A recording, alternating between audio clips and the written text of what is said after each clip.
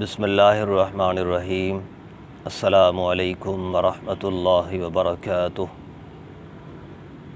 محترم سامعین اور ناظرین، ایک اہم سوال کے لیے حاضر خدمت ہوں۔ وہ سوال یہ ہے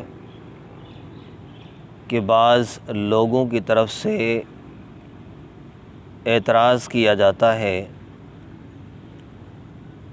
اور یوں کہا جاتا ہے کہ شیخ الحدیث مولانا محمد زکریہ کاندہلوی رحمہ اللہ تعالی نے فضائل اعمال جو لکھی ہے، اس میں جھوٹی من گھڑت ضعیف روایات ذکر کی ہے، لہذا یہ دیوبندی ہوتے ہی اسی طرح ہیں، ان کے پاس صحیح احادیث نہیں۔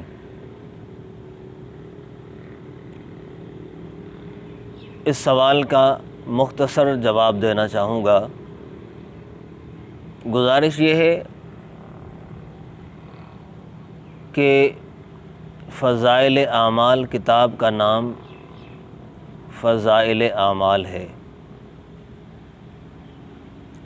اس کتاب کا نام عقائد علماء دیوبند نہیں ہے۔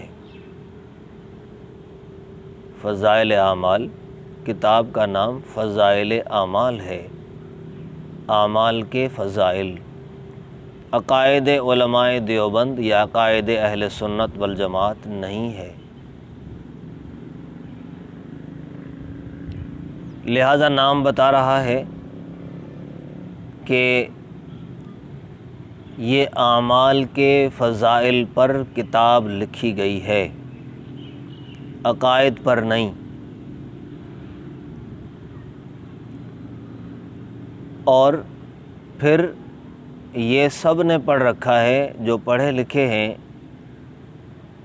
جو رسالت مآب صلی اللہ علیہ وآلہ وسلم کی احادیث پڑھ چکے ہیں یا پڑھ رہے ہیں۔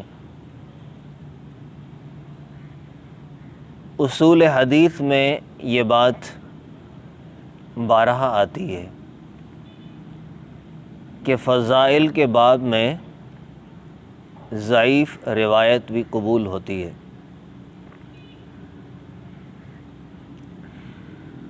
اور فضائل اعمال مولانا محمد زکریہ کاندہلوی رحمۃ اللہ علیہ نے جو لکھی ہے، اس میں کتنی ساری احادیث ایسی ہیں جو بالکل صحیح ہیں، درست ہیں، ضعیف نہیں۔ کہیں کہیں کوئی روایت اگر ضعیف آ گئی ہے یا کسی روایت پر کلام ہوا ہے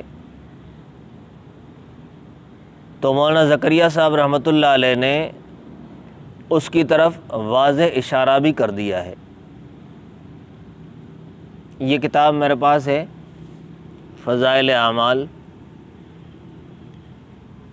اب اس کے اندر میں آپ کو دکھاؤں، حضرت مولانا زکریہ رحمۃ اللہ علیہ نے یہ ایک حدیث ذکر کی ہے۔ یہ حدیث، اس حدیث کے بعد نیچے دیکھیں، یہ نیچے انہوں نے اس حدیث پر جو کلام تھا وہ ذکر کیا ہے۔ میں پڑھ دیتا ہوں۔ اس حدیث کے بعد لکھتے ہیں، رواہ ابو داؤد و ابن حبان فی صحیحہ و ابن ماجہ بنحوہ کذا فی الترغیب و فی المشکاۃ رواہ ابو داؤد و الدارقطنی۔ جو کلام تھا کہ کس کس نے اس حدیث کو ذکر کیا ہے، ابن حبان نے اپنی صحیح میں ذکر کیا ہے، تو مولانا زکریہ صاحب رحمۃ اللہ علیہ نے اس حدیث کے نیچے وہ کلام اپنا لکھ دیا ہے، ذکر کر دیا ہے۔